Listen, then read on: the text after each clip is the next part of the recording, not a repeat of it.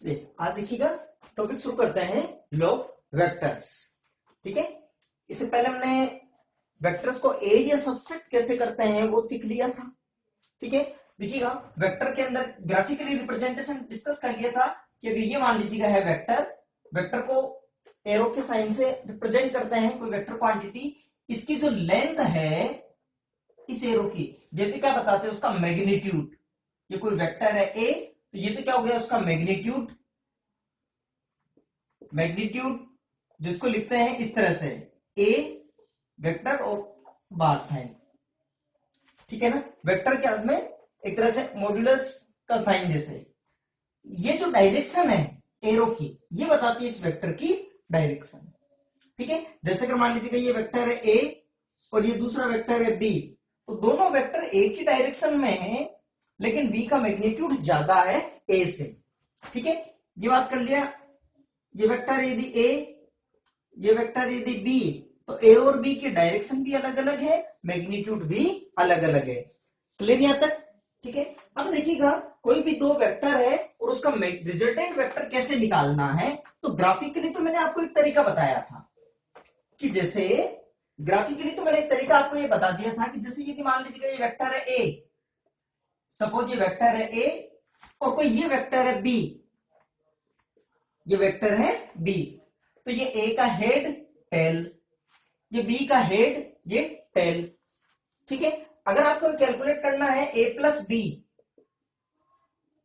निकालना है, तो ये बता दिया था मैंने कि जिस वेक्टर को ऐड करना है, जिस वेक्टर को ऐड करना है उसकी टेल को जिसमें ऐड करना है उसके हेड पर रख दो। ठीक है, देखिएगा जैसे बी की टेल को कहां पे रखना है, ए के हेड पे। दूसरी बात, कोई वेक्टर क्वांटिटी के अंदर बात कहें तो दो चीजें होती है, एक तो मैग्नीट्यूड, एक होती है डायरेक्शन। दो चीजें होती है, एक तो होता है मैग्नीट्यूड, मैग्नीट्यूड और एक क्या होती है डायरेक्शन। ठीक है, अगर मान लीजिएगा वेक्टर क्वांटिटी है, ठीक है, अगर मैग्नीट्यूड चेंज हुआ तब भी माना जाएगा कि वेक्टर क्वांटिटी में चेंजेस हुआ, और डायरेक्शन चेंज हुई तब भी माना जाएगा कि वेक्टर क्वांटिटी में चेंजेस हुआ है। फॉर एग्जांपल ये मान लीजिएगा है वेक्टर ए, अगर ये मान लीजिएगा कि वेक्टर ए है, ठीक है, इसका मतलब इसकी डायरेक्शन इधर है, ये उसका मैग्नीट्यूड हो गया होगा। अब अगर मान लीजिएगा आपको बात कहें कि अब ये वेक्टर ए रहा है क्या, नहीं, क्यों, क्योंकि मैग्नीट्यूड तो चेंज हो गया है ना। दूसरी बात, अब ये वेक्टर है ए, क्या अब ये वेक्टर ए है क्या, नहीं, मैग्नीट्यूड उतना ही है लेकिन डायरेक्शन चेंज हो गई ना। आपको तो ये बोलना है कि इतना मैग्नीट्यूड और इस डायरेक्शन में वेक्टर है जो है वेक्टर ए। अब तो डायरेक्शन चेंज होगी, पता नहीं कौन सा, लेकिन ए तो नहीं है ना, क्यों, डायरेक्शन चेंज हो गई। अच्छा, ये मान लीजिएगा वेक्टर है ए और अब बताएं देखें, अब वेक्टर ए नहीं है क्योंकि डायरेक्शन भी चेंज हो गई है, मैग्नीट्यूड भी चेंज हो गया है।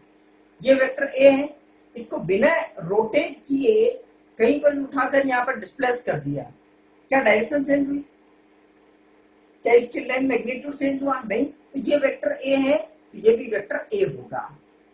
ठीक है, तो वेक्टर को आप कहीं पर भी उठाकर रख सकते हो, डायरेक्शन चेंज नहीं होनी चाहिए, ठीक है, मैग्नीट्यूड चेंज नहीं होना चाहिए। ठीक है, तो जब ए प्लस बी ग्राफिकली बनाया था तो इस तरह से कि ए रखा है यहाँ पे, ये रख दिया यहाँ पे ए, ठीक है, और बी को इस तरह से उठाओ और यहाँ पर ए के हेड पे रख दो, ये हो गया आपके लिए वेक्टर बी, ये हो गया वेक्टर बी, और ये इधर आपके वेक्टर ए है। ठीक है, अब बची हुई टेल से बचा हुआ हेड मिला दो, ये क्या बनाएगा, ए प्लस बी।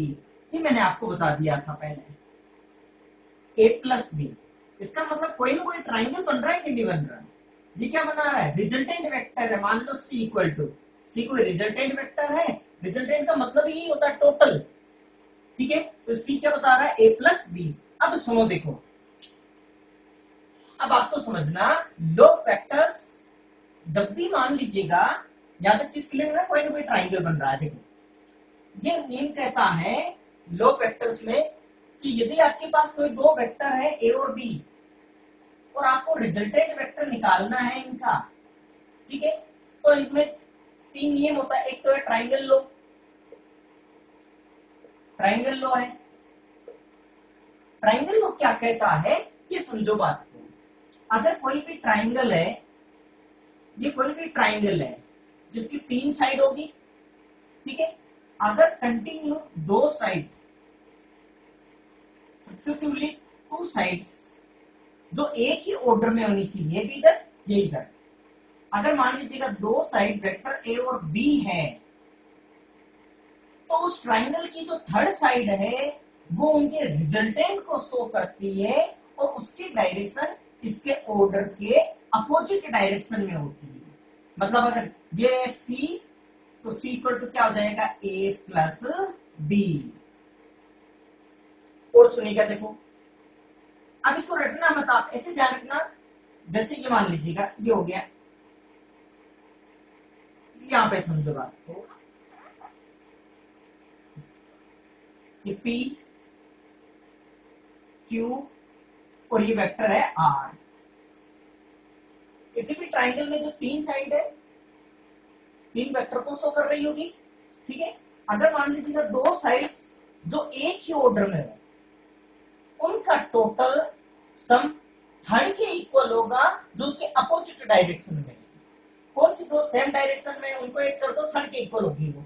मतलब P प्लस Q, देखिए P और Q एक ही डायरेक्शन में होगी, मतलब एक ही ऑर्डर में, डायरेक्शन तो नहीं, आप जिधर चल रहे हैं P Q एक ही ऑर्डर में, जबकि R अपोजिट डायरेक्शन में होगी। तो इसके क्या हो जाएगा, ये P plus Q equal to R, ठीक है। इसमें भी देख लीजिएगा A plus B equal to C, तो C क्या हो गया A प्लस B। और देखिए आप प्रैक्टिस करते हैं, आप इसमें बताना, देखिए क्या लिखेंगे ट्राइंगल लॉ के हिसाब से। अब बताना आप इसमें क्या लिखेंगे। देखिए ये मान लीजिएगा वेक्टर आपके पास ये इधर हो गया, ये इधर की साइड में हो गया और ये हो गया आपके लिए इधर की साइड में,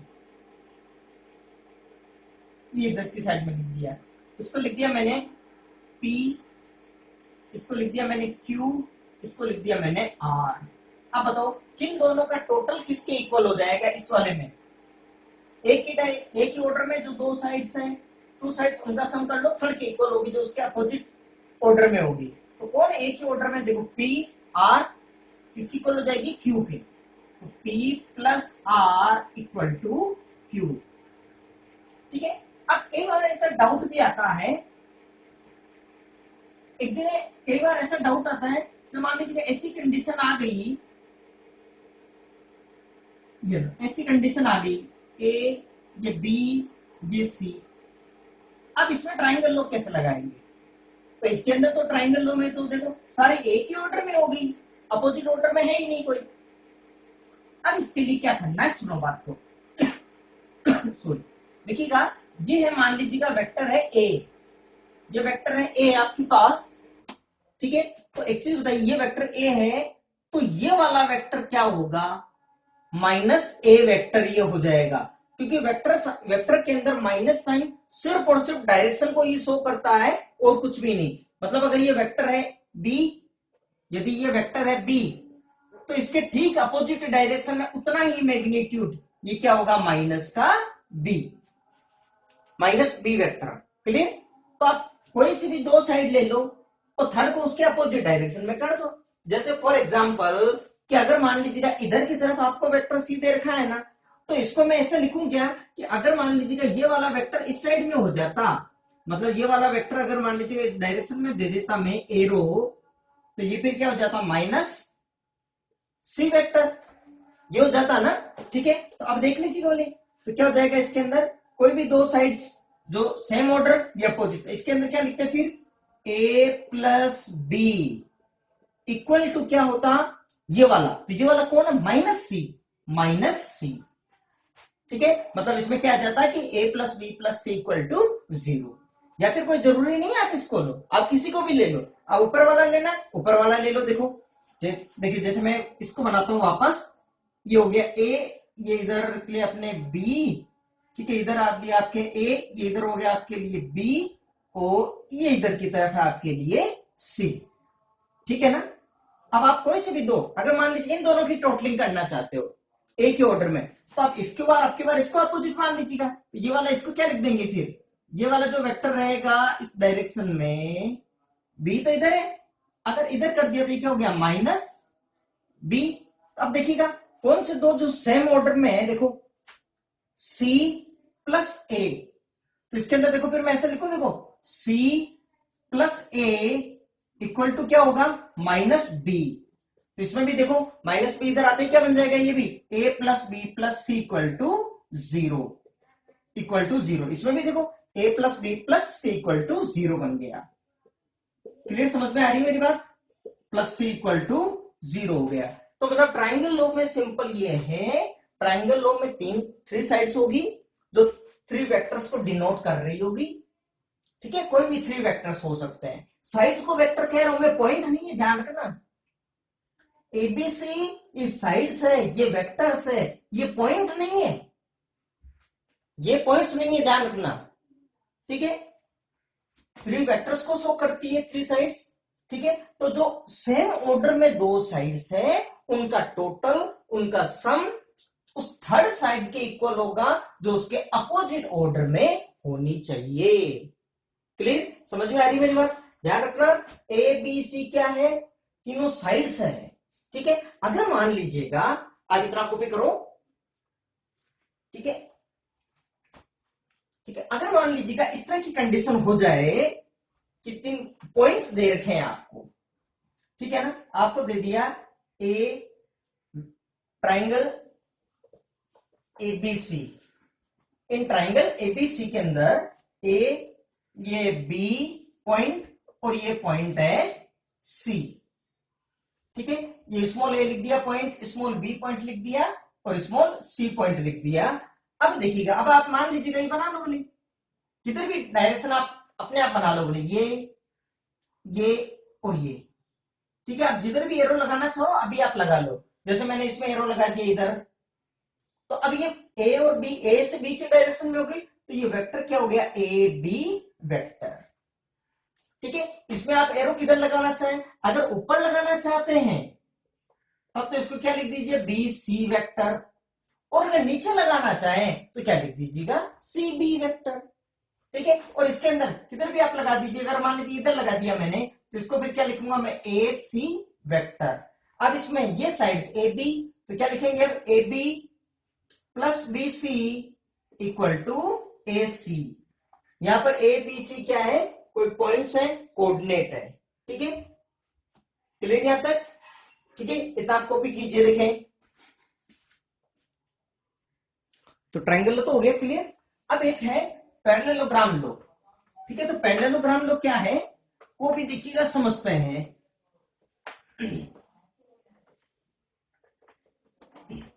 पैरेललोग्राम लो देखिएगा, अब बात करते हैं ये लो, पैरेललोग्राम लो ऑफ वेक्टर्स। ये बहुत इंपॉर्टेंट है, हमारे जरूरत पड़ेगी डेरिवेशन में भी। पैरेललोग्राम ऑफ वेक्टर्स क्या है समझना पहले, उसके बाद कॉपी करना। देखो मान लीजिएगा वही एक तरह से, सपोज ये वेक्टर है ए और ये कोई वेक्टर होगा बी, ये वेक्टर होगा बी। ठीक है, और इनका आपको रिजल्टेंट वेक्टर निकालना है। तो रिजल्टेंट वेक्टर निकालना है तो ग्राफिकल मेथड में तो वही है, इससे कोई ना कोई ट्रायंगल बन जाएगा। ग्राफिकल मेथड के अंदर अगर आपको मतलब ए प्लस बी निकालना है तो पहले तो ए उतार लीजिएगा। अब बी हेड या टेल, बी की टेल को ए के हेड पे रखेंगे, ये हो गया वेक्टर बी। अब बचे हुए टेल से बचा हुआ जो हेड होगा वो क्या हो जाएगा, ए प्लस बी, और कोई ना कोई ट्राइंगल भी बन गया ये। अगर इसको टेम्परेरी में अगर सी मान लेता हूं इक्वल टू सी, तो ट्राइंगल भी देखिए एक ही ऑर्डर में दो साइड्स हैं, उनका सम थर्ड के इक्वल होगा जो अपोजिट डायरेक्शन, मतलब A plus B equal to C. Clear? Parallelogram law में क्या होगा, देखिए ट्राइंगल लॉ में तो क्या कर रहे हैं, ए के हेड पे बी की टेल को रख रहे हैं। ठीक है ना, पैरेललोग्राम लॉ में, पैरेललोग्राम लॉ के अंदर क्या करना है, पहले ए की जगह ए उतारो, ये उतारा आपने वेक्टर ए। क्लियर? यहां पे ये इसके हेड और ये टेल। अब बी की भी टेल को ए की टेल पर मिलाओ, ट्राइंगल में तो हेड पे मिला रहे हैं, अब बी की टेल को ए की टेल पे मिलाओ ये। ये हो गया बी। क्लियर, दो साइड बन गई। अब पैरेललोग्राम में जो फ्रंट साइड से पैरेलल होती है, तो अगर ये बी है तो इसके फ्रंट में जो साइड होगी वो भी क्या होगी, बी। तो ये बी है, तो एच इट इज ऐसी कैसी एक और साइड बना देते हैं यहाँ पे, ये भी क्या हो गया, बी। ये भी हो गया आपके लिए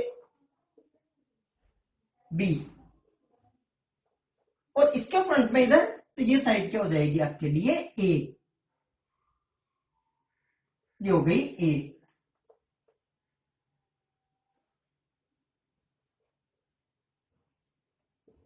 ए, ठीक है ना। अब इसमें क्या करना है, याद क्लियर। पहले क्या करना है, ए उतार, बी की टेल को ए की टेल से मिला दिया, ठीक है, और फ्रंट साइड में पैरेललोग्राम कंप्लीट कर लिया आपने, ठीक है। अब दो डायगोनल हो जाएंगे, तो एक डायगोनल कौन सा वाला, तो दोनों टेल से दोनों हेड की तरफ मिल रहा हो, दोनों टेल से दोनों हेड की तरफ मिल रहा हो, तो ये डायगोनल को शो करेगा ए प्लस बी को, ए प्लस बी को, ठीक है ना। और दूसरा ये यहां से ये शो करेगा ए माइनस बी को, ए माइनस बी को। अच्छा, अब आपको देखना भी है कि ए माइनस बी कैसे है और ए प्लस बी कैसे है। आप कोई सा भी मान लो इसको, आप इसको मान लीजिए बोले पी, इसको मान लीजिए बोले क्यू, ठीक है। अगर आप मान लीजिएगा, एज्यूम कर लेते हैं ऐसे कि इसको सपोज मान लेते हैं अपन पी, और इसको सपोज मान लेते हैं क्यू, ठीक है। तो देखो ट्राइंगल लगा दीजिएगा, ट्राइंगल तो बन रहा है ना। तो देखो ये ए की डायरेक्शन, बी की डायरेक्शन और पी इस डायरेक्शन में हो गया ना, तो ए प्लस बी किसके इक्वल हो गया, पी के।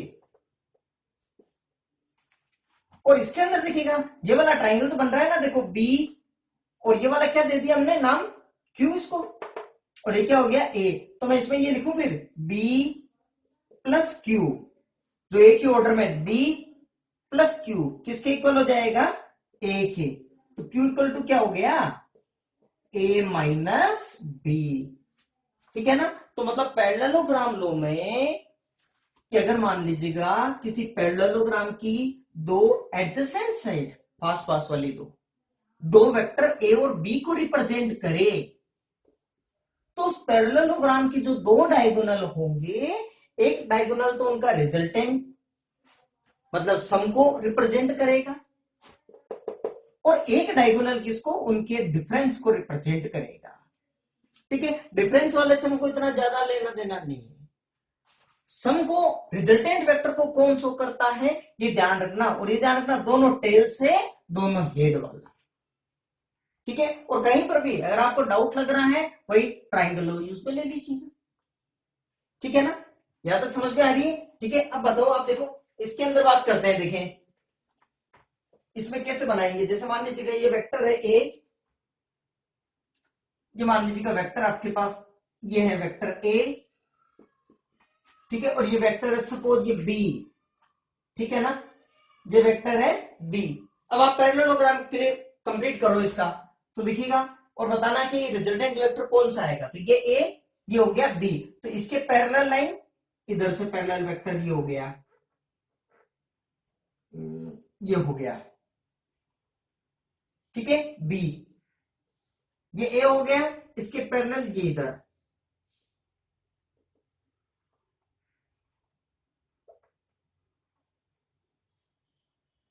ये क्या हो गया, ए, ठीक है।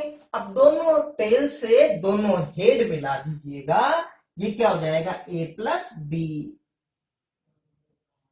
ये हो गया आपके लिए ए प्लस बी। समझ में आ रही है मेरी बात, ठीक है ना। और दूसरा वाला हो जाएगा ए माइनस बी, मतलब दूसरा वाला इधर से हो जाएगा, यहां से लेकर इधर बी के अपोजिट डायरेक्शन वाला, लेकिन हमको ए प्लस बी वाला चाहिए।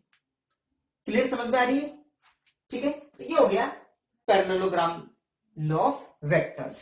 एक और इसके अंदर ठीक है, साइक्लिक लॉ, एक इसमें एक और है साइक्लिक लॉ, वो भी देख लेते हैं। देखो साइक्लिक लॉ बहुत इंपॉर्टेंट है। Cyclic law vectors, cyclic law of vectors, cyclic law vectors, ये क्या है ये भी समझो बात को। देखिएगा कहीं पर भी कोई क्लोज लूप या साइकिल्स बन रहा हो, साइकिल बन रहा हो कहीं पर, जैसे यहां पे समझो, देखो एक ये बन रहा है, मान लीजिएगा ये वेक्टर है ए, ये बी, ये क्या बन रहा है सी, यहां पे बन रहा हो मान लीजिएगा इस तरह से,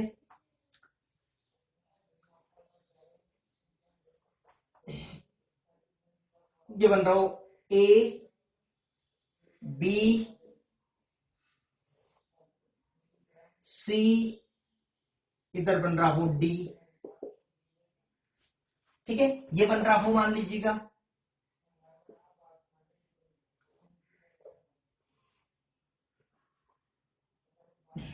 इधर बन रहा हो, ये इधर बन रहा हो, ठीक है ना, ये बन रहा हो मान लीजिएगा ये वेक्टर है ए, ये बी, ये सी, ये है डी, ये है ई, साइकिल्स बन रहे होंगे, कुछ ना कुछ चक्र लूप बन रहे होंगे, ठीक है। तो अब ये क्या कहता है साइक्लिक लॉ वेक्टर्स, बहुत ध्यान से सुनना, ए बी सी में फिर कह रहा हूं ये साइड्स को रिप्रेजेंट कर रहे हैं, पॉइंट्स नहीं है, ठीक है। अब बात को सुनना है, आपको कहीं से भी स्टार्ट करो, पूरा एक कंप्लीट लूप ट्रेवल करना है, कहीं से भी स्टार्ट करो, आप यहां से स्टार्ट करो, चाहे यहां से स्टार्ट करो, चाहे यहां से स्टार्ट करो, लूप कवर करना है। तो अगर यहां से आप चलते हैं, इधर से घूमते हुए वापस यहां पे आना है, या इधर से चलते हो तो घूम के वापस यहां पे आना है, यहां से स्टार्ट करते हो, अगर आप इधर घूम के जाते हो तो वापस तब भी इधर आओ, इधर घूम के जाते हो तब भी इधर आओ, जहां से स्टार्ट करना है वहीं पर एंड करना है, किधर भी चलो आपकी मर्जी, क्लियर यहां तक, ठीक है। दूसरी बात, हर जगह यही रूल है। दूसरी, आप जिस डायरेक्शन में चल रहे हैं उसी डायरेक्शन में वेक्टर का साइन है, वेक्टर का एरो है, तब तो पॉजिटिव ले लो, और अपोजिट डायरेक्शन में आप इधर चल रहे हैं और वेक्टर का सिंबल इधर आ रहा है एरो, तो उसको नेगेटिव ले लो, क्लियर। जैसे इसमें बात करते हैं, देखो यहां पे बात करते हैं, यहां से अगर आप इधर चले हूं तो आप, मैं यहां से शुरू कर रहा हूं जैसे, ठीक है, आप इधर चल रहे हैं तो आप जिधर चल रहे हैं वेक्टर का सिंबल भी इधर ही आ रहा है ना, तो ये क्या हो गया ए, इधर वापस इधर है ना, तो इधर चल के फिर इधर है, तो आपके डायरेक्शन में आ रहा है प्लस बी। अब देखो आपको तो चलना है इधर, क्योंकि वापस एंडिंग पॉइंट पर पहुंचना है, स्टार्टिंग पॉइंट पर ही वही एंडिंग पॉइंट, ठीक है, लेकिन आप तो चल रहे हैं इधर, वेक्टर सी के डायरेक्शन इधर, अपोजिट डायरेक्शन माइनस सी, हो गया टोटल उसी पॉइंट पे मिलके इक्वल टू 0। मतलब एक साइकिल में जितने भी वेक्टर्स होते हैं सबका वेक्टर सम हमेशा 0 होगा। यहां पे बात करते हैं, अच्छा कोई जरूरी नहीं है आप यहां से आप इधर चलो तब भी आंसर आ जाएगा, देखो, ठीक है। इसका मतलब क्या हो गया, ए प्लस बी इक्वल टू सी, इसका मतलब क्या हो गया, ए प्लस बी इक्वल टू सी, और साइक्लिक लो सॉरी ट्राइंगल लो लगाओगे तब भी यही आएगा, देखो ए प्लस बी एक ही ऑर्डर में, उनका सम थर्ड के जो उसके अपोजिट ऑर्डर में होंगे, ठीक है। आप अगर इधर से चलो तब भी आंसर आ जाएगा, देखो साइक्लिक लो में आप यहां से शुरू करते हैं, इधर से चल रहे हैं मान लो, ठीक है, तो प्लस का सी, अब आपको चलना है इधर, यह है बी इधर माइनस बी, आपको चलना है इधर, वेक्टर का सिंबल है इधर sign minus A equal to 0, देखिए सी इक्वल टू क्या हो गया ए प्लस बी, क्लियर। आप कहीं से भी चलो सब में आंसर आ जाएगा, ठीक है ना। अब चलो यहां से शुरू करते हैं, कहीं से भी शुरू कर लो, मान लीजिएगा मैं यहां से स्टार्ट करता हूं, ठीक है, और मान लीजिएगा मेरे को इधर चलना है, ठीक है। अब आप बताते रहो, इधर मैं चल रहा हूं तो क्या आएगा, देखो इधर चल रहा हूं मैं तो प्लस बी माइनस सी, ये क्या आएगा माइनस डी, और वापस हो गया प्लस ए, इक्वल टू 0, मतलब ये 0 वेक्टर होना चाहिए, केवल 0 लिखोगे तब भी चलेगा इसमें। ठीक है, अच्छा इसके अंदर अब यहां पे देखो, यहां पे इसमें दो कहां से शुरू करें, कहीं से भी कर लीजिए, यहां से स्टार्ट कर रहा हूं मैं। किधर चल रहा है, इधर चलना है आपकी बार, चलो ठीक है, सबसे आंसर आ जाएगा, इधर चल रहा हूं मैं। अब मैं चल रहा हूं इधर, और ए स्टार्टिंग में अपोजिट हो गया, क्या लिखू फिर, minus A plus E plus D minus C minus B equal to 0, ये बन जाएगा। क्लियर, समझ में आ रही है? हाँ, मतलब e प्लस डी या d प्लस ई किसके इक्वल हो जाएगा, a प्लस, मतलब ये हो गया आपके लिए कि d प्लस ई किसके इक्वल हो गया, a प्लस बी प्लस सी के इक्वल हो गया। क्लियर यहां तक, कोई दिक्कत नहीं? ठीक है, तो ये हो गया आपके साइक्लिक लॉ। ठीक है ना, vector sum of all the vectors coming into cycle will be 0। ठीक है ना, अपना कॉपी कर लीजिएगा, फिर आगे डिस्कस करते हैं कुछ और। ठीक है, triangle law of vectors complete कर लिया, parallelogram law of vectors complete कर लिया, साइक्लिक लॉ ऑफ वेक्टर्स भी कंप्लीट कर लिया। ठीक है ना, अब अगर मान लीजिएगा आपको रिजल्टेंट वेक्टर का मैग्नीट्यूड निकालना है, फॉर एग्जांपल रिजल्टेंट वेक्टर का मैग्नीट्यूड निकालना है। अब समझना बात को ध्यान से, मान लीजिएगा ये कोई ब्लॉक है, ठीक है, इसके ऊपर मान लीजिएगा 4 न्यूटन फोर्स इधर लग रहा है और 3 न्यूटन भी इधर लग रहा है, तो टोटल फोर्स कितना लगेगा, आप कहेंगे सर 7 न्यूटन। ठीक है, अच्छा दूसरी चीज, अगर मान लीजिएगा ये ब्लॉक, अब 4 न्यूटन तो इधर लग रहा है और 3 न्यूटन इधर लग रहा है, अब रिजल्टेंट फोर्स कितना लगेगा, एट नेट 1 न्यूटन कह देंगे आप। लेकिन अगर मान लीजिएगा यही फोर्स, अब ये फोर्स लग रहा होगा एक तो 4 न्यूटन, ठीक है, दूसरा हो सकता है कि मान लीजिएगा ये 3 न्यूटन फोर्स अब की बार इधर की तरफ लग रहा हो, 3 न्यूटन इधर की तरफ कुछ एंगल बनाते हुए, तो रिजल्टेंट फोर्स कितना लगेगा, क्या 7 न्यूटन कहेंगे, क्या 1 न्यूटन कहेंगे, नहीं, क्यों, फोर्स वेक्टर क्वांटिटी है जिसमें डायरेक्शन का रोल है। अगर एक ही डायरेक्शन में तो 7 न्यूटन है, अलग अलग डायरेक्शन है तो फिर नहीं होगा। तो फिर रिजल्टेंट फोर्स कैसे निकालोगे, कितना लग रहा होगा, तो एक तो है ग्राफिकल मेथड कि आपके पास दो फोर्स लग रहे होंगे, एक तो ये मतलब 4 न्यूटन का इस डायरेक्शन में, एक लग रहा है आपके 3 न्यूटन का कुछ इस डायरेक्शन में। ठीक है, अब आप स्केल से क्या करें, स्केल को रखें यहां पर और 4 सेंटीमीटर की लाइन ड्रॉ करें। ठीक है, स्केल हो गया, मतलब एक तरह से 1 सेंटीमीटर इक्वल टू 1 न्यूटन। ठीक है, और 3 सेंटीमीटर की ये लाइन ड्रॉ कर दे इधर। ठीक है, मान लीजिए कुछ एंगल दे रखा होगा, सपोज 60 डिग्री का एंगल भी दे रखा है, ठीक है ना, 60 डिग्री पे। अब आपको क्या करना है, रिजल्टेंट फोर्स निकालना है, ठीक है, ग्राफिकल मेथड से। तो ग्राफिकल मेथड से तो पहले ट्राइंगल लो बना लो, या फिर पैरेललोग्राम लो बना लो, या फिर पैरेललोग्राम लो वेक्टर्स कंप्लीट कर लो। देखो तो क्या करें, पहले 4 न्यूटन उतारेंगे, ये लो, ये हो गया 4 न्यूटन, ठीक है ना। दूसरा अब करके देखना, देखिए इसको 4 न्यूटन, अब इससे 60 डिग्री ये एंगल पर, ये हेड ये टेल, सॉरी ये हेड ये टेल, इसमें भी ये हेड और ये टेल, ठीक है। तो आप क्या करना है, यहां पे डीज को रखना, ठीक है, और 60 डिग्री के एंगल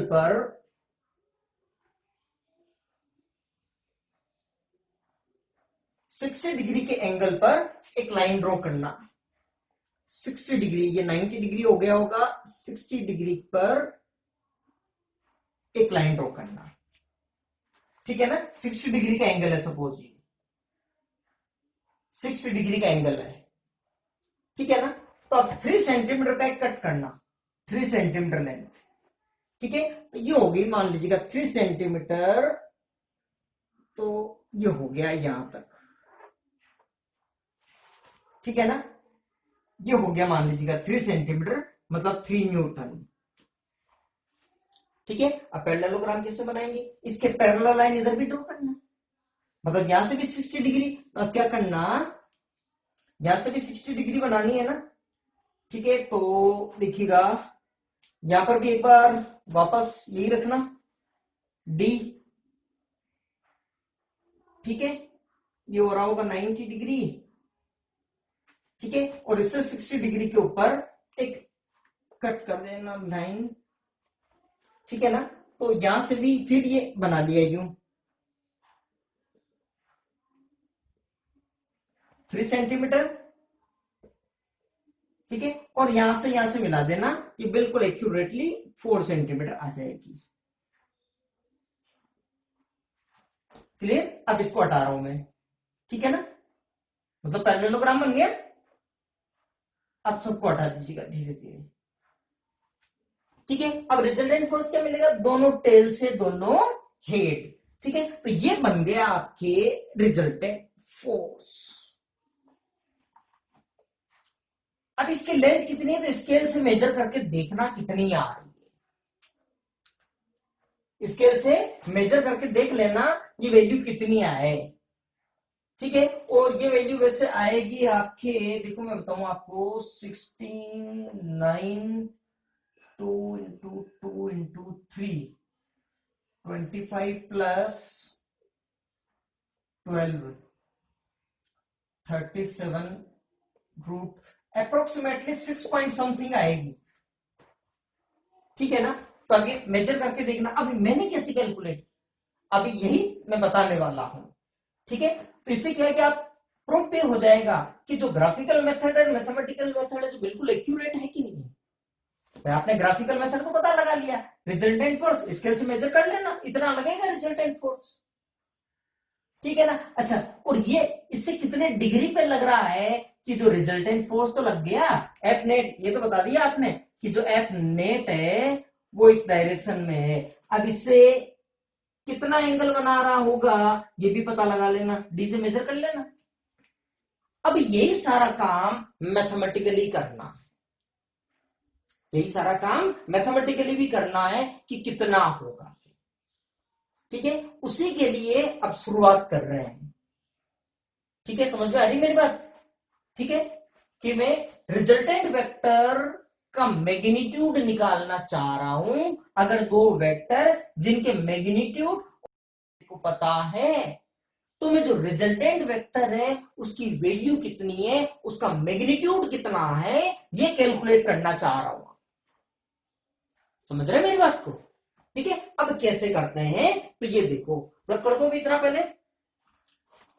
ठीक, देखिएगा अभी सारा समझ में आ जाएगा, आप खुद ही बता देंगे ये सब 6 पॉइंट समथिंग कैसे आएगी। ट्राई करना जरूर, और फिर मैथमेटिकली भी चेक करना कि आता है कि नहीं आता है। ठीक है, क्लियर यहाँ पे। ठीक है, मान लीजिएगा सपोज ये दो वेक्टर है, ये वेक्टर है, मान लीजिएगा वेक्टर है ए, ये वेक्टर हो रहा होगा बी वेक्टर, ये वेक्टर है। ठीक है, इसका मैग्नीट्यूड, लेट टू वेक्टर्स, तो हेडिंग तो ये डाल दीजिए आप, रिजल्टेंट ऑफ टू वेक्टर्स, या मैग्नीट्यूड ऑफ रिजल्टेंट,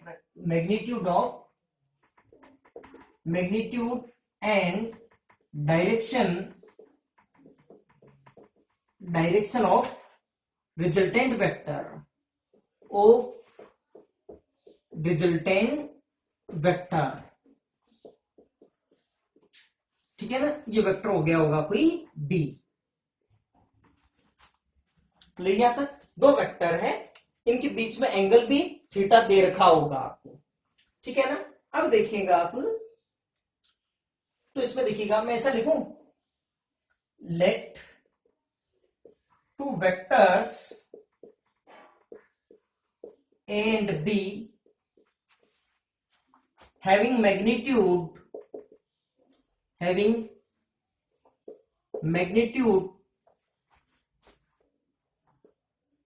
ए, या फिर इसको सिर्फ लिख रहा हूं मैं ए। मैग्नीट्यूड को रिप्रेजेंट इस तरह से करते हैं, ये तो है वेक्टर, मतलब इसमें तो डायरेक्शन और मैग्नीट्यूड दोनों इंफॉर्मेशन है, केवल मैग्नीट्यूड है। अब मतलब ये स्केलर क्वांटिटी हो गई, ये वेक्टर क्वांटिटी है, केवल मैग्नीट्यूड की बात कर रहे हैं। या फिर इसको इतना पूरा नहीं लिखकर सिर्फ ए लिख दिया, मैग्नीट्यूड ए एंड बी का magnitude B and angle between A and B is theta. ठीक है, अब मान लीजिए देखो पैरेललोग्राम से एक तरह से बनाए, फिर देखो ये तो हो गया आपके पास vector A,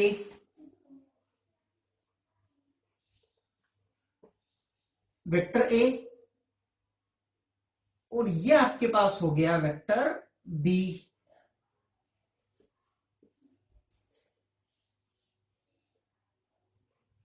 vector A vector B, ठीक है, पैरेललोग्राम बना ले। इन दोनों के बीच में एंगल अभी कितना है, थीटा है। इन दो वेक्टर्स के बीच में एंगल है। क्लियर? तो पैरेललोग्राम बनाए पहले, तो इसके पैरेलल लाइन इधर से ड्रॉ करेंगे तो ये हो गई आपके लिए, ये हो गई आपके लिए ए। थोड़ा सा इधर करना पड़ेगा, रुको एक मिनट।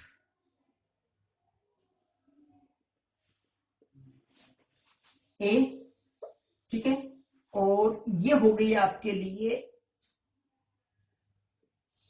बी।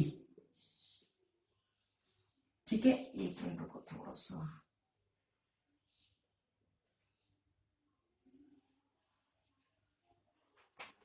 बी, ठीक है ना।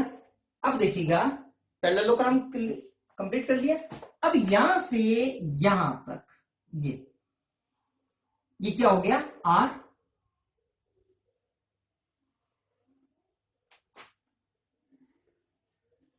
तो आर क्या हो गया, रिजल्टेंट। तो इसमें मैं लिख देता हूं, and R is resultant vector, resultant vector. अब एक बात बहुत ध्यान से समझ लीजिएगा, ये है आर, रिजल्टेंट वेक्टर को लिख रहे हैं आर। ठीक है, तो आर इक्वल टू, ये तो सही है कि R equal to A plus B होगा, लेकिन वेक्टर में।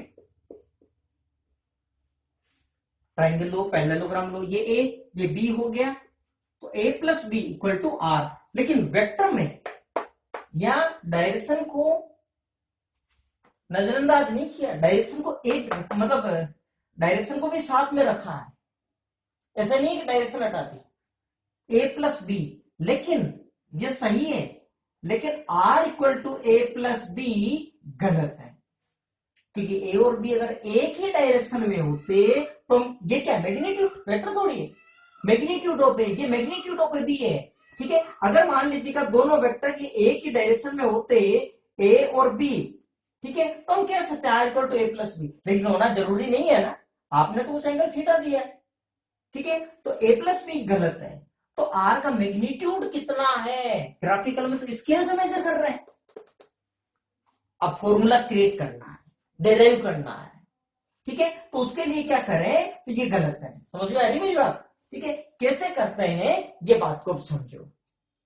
ठीक है, ये सही है। And magnitude of it, magnitude of it, R का मैग्नीट्यूड, या फिर क्या लिख दिया, आर। ठीक है, ये लिख देता हूं मैं वेक्टर बी। क्लियर यहां तक? ठीक है ना। आप पहले इतना सा कॉपी करो, कि फिर मैं इसको रब कर रहा हूं इतने से पोर्शन को रब कर लो मैं। ठीक है, अब देखिएगा बात को सुनो, देखिए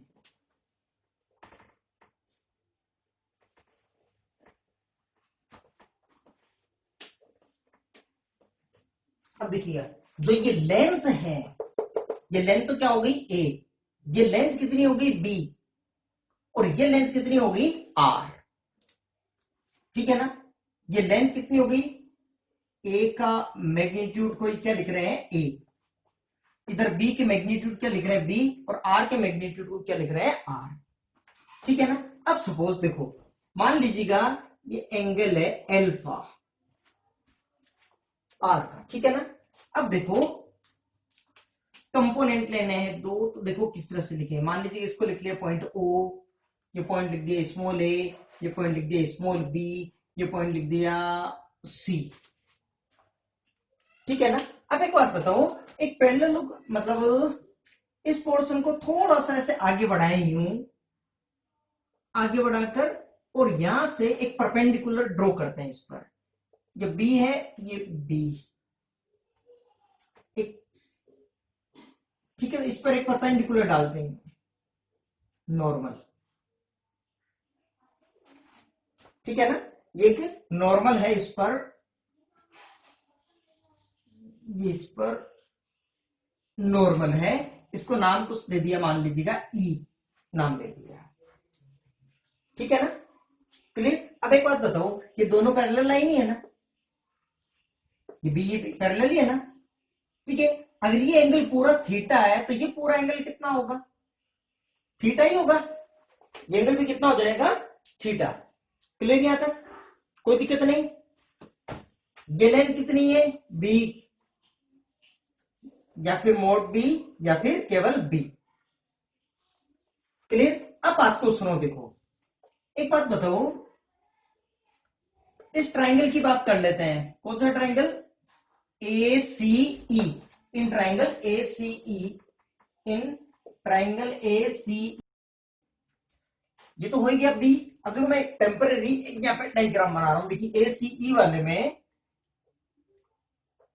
ये हो गया, और एक यहां से ये एंगल है थीटा, एंगल है थीटा। अच्छा, ये कितना है बी, या फिर मोड बी, ठीक है।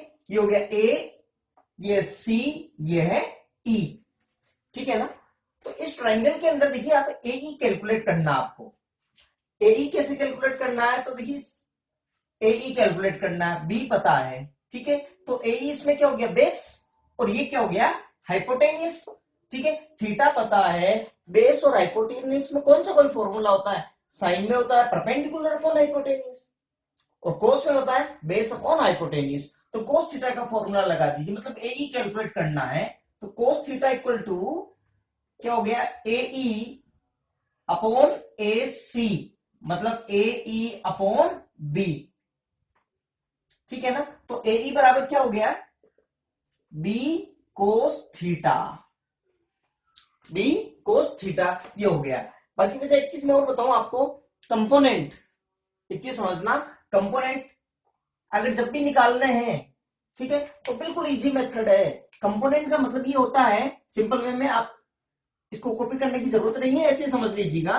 कंपोनेंट का मतलब है, कहीं पर भी कोई राइट एंगल ट्राइंगल यदि बनता है, तो राइट एंगल ट्राइंगल में हाइपोटेनियस की टर्म्स में बेस और परपेंडिकुलर की वैल्यू फाइंड आउट करना होता है। फॉर एग्जांपल, ये सपोज है जेड, ये है एक्स, ये है वाई।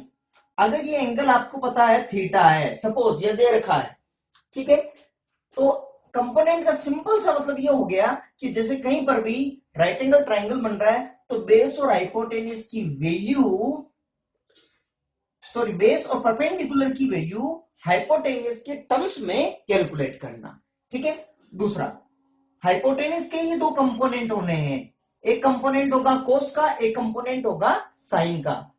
ध्यान से सुनना, हाइपोटेनियस का जिस दूसरी साइड के साथ एंगल बन रहा है, हाइपोटेनियस का जिस दूसरी साइड के साथ एंगल बन रहा है, वो वाला कंपोनेंट हमेशा कोस का होगा, बचा हुआ साइन का होगा। मतलब ये कह रहा हूं मैं कि जैसे x है, तो x इक्वल टू क्या हो जाएगा, यहां पे z कोस थीटा, और y है तो y इक्वल टू क्या हो जाएगा, यहां पे z साइन थीटा बचा हुआ, ठीक है ना। और समझो, देखो अगर इसी डायग्राम में एंगल इसके साथ बन रहा है ना थीटा, ठीक है, ये हो गया। अब मान लीजिए ये डायग्राम है, ठीक है, अब की बार लेकिन ये हो गया जेड, ये इधर और ये इधर, ठीक है ना, ये एक्स, ये वापस, ये भी है जेड, ये वाई। अब की बार ये सपोज एंगल दे दिया आपको फाई, ये एंगल दे दिया फाई।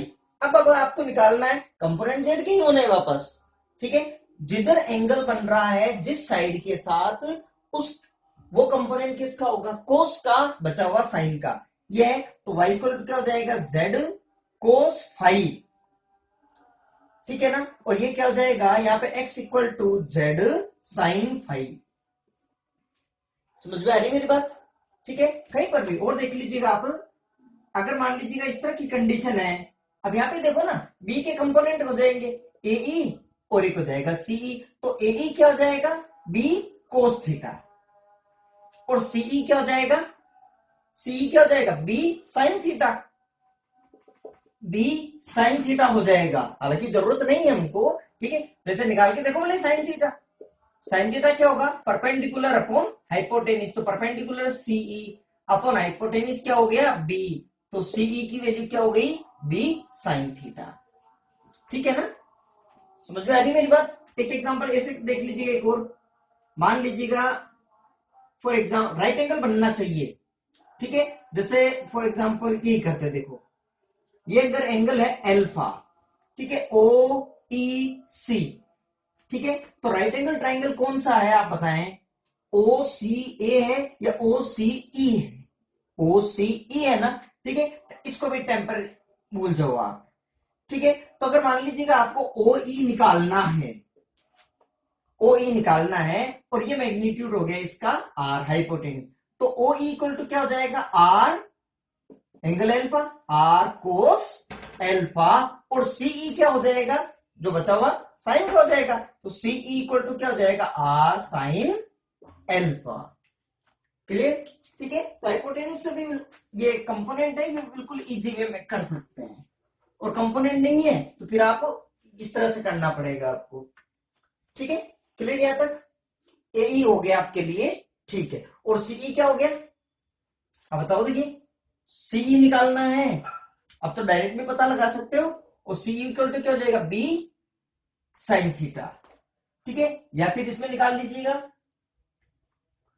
और साइन थीटा की वैल्यू निकालो, देखो तो साइन थीटा इक्वल टू क्या हो गया, CE अपॉन AE, मतलब CE अपॉन AC, तो CE अपॉन B, इसका मतलब CE की वैल्यू क्या आ गई आपके पास, B साइन थीटा। क्लियर, ये हो गई इक्वेशन नंबर 1, ये हो गई इक्वेशन नंबर 2। इस ट्राइंगल के अंदर बना ली, दोनों चीजें निकाल ली, AE और CE भी निकाल ली। क्लियर, यहां तक कोई दिक्कत नहीं। अब राइट एंगल ट्राइंगल देखो, ये लो OCE, अब देखिएगा तो इन ट्राइंगल OCE, ये वाला ट्राइंगल देखते हैं, ठीक है। तो अब इसके अंदर देखिएगा, और ये आपके बना हुआ इधर, और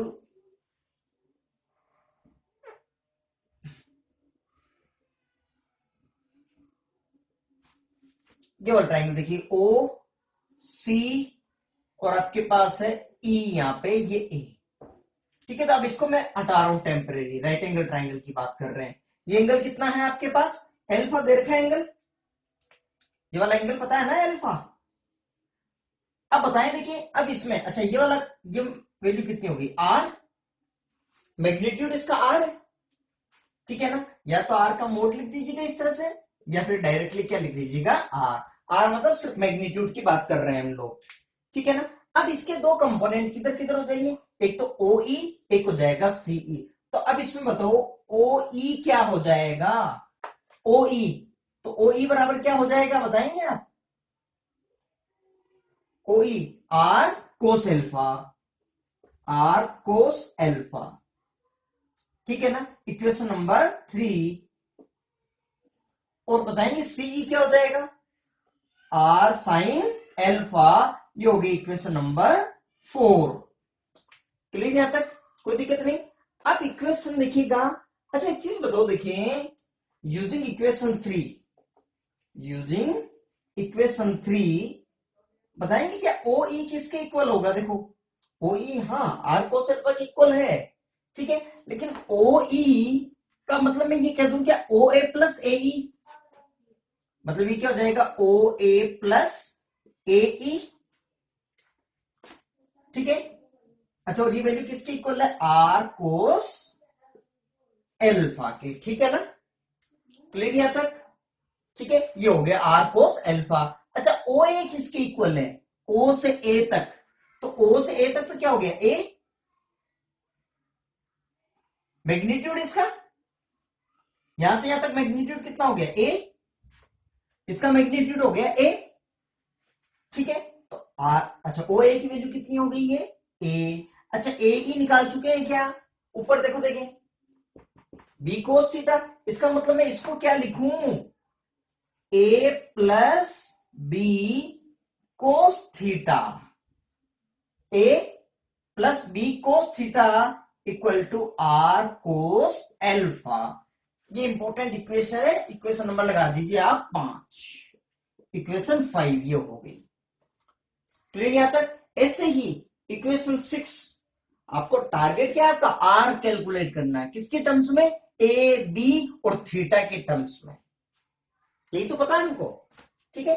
और अब देखिएगा, ये देखिए आप सीई की वैल्यू देखो, सीई इक्वल टू सीई, अब एक सीई की जगह तो ये रखो, देखो बी साइन थीटा, ठीक है। तो एक ये हो गया आपके लिए बी साइन थीटा, ये किसके इक्वल हो गया?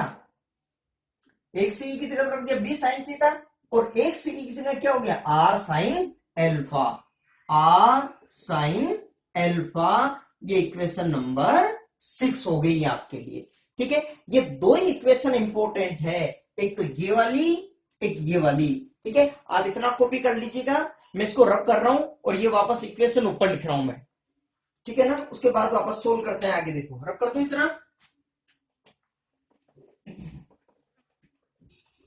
अब इसमें मैं ये सारा रब कर रहा हूं मैं,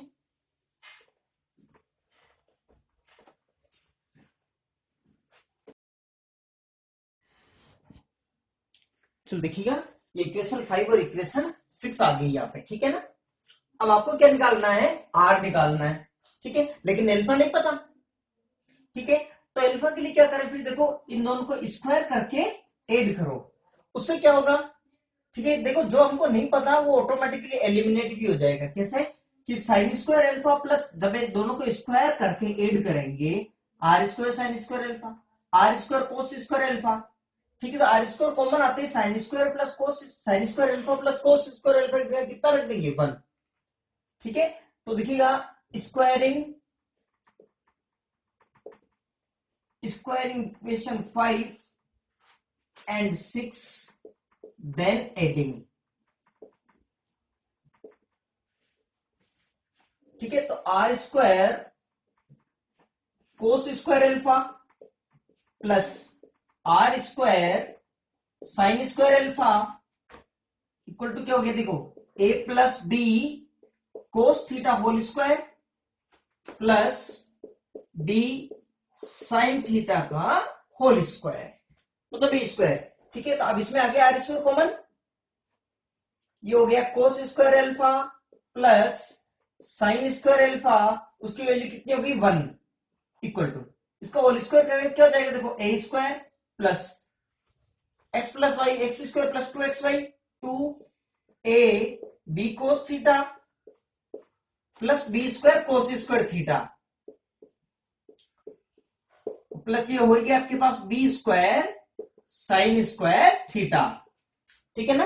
अब इसमें कॉमन आ जाएगा बी स्क्वायर, ठीक है। अच्छा, इसकी जगह वैल्यू कितनी हो जाएगी? 1, तो R square into 1 equal to A square plus 2ab cos theta plus B square common ले लें, तो ये हो गया आपके cos square theta plus sine square theta, उसकी जगह वैल्यू कितनी हो जाएगी? 1।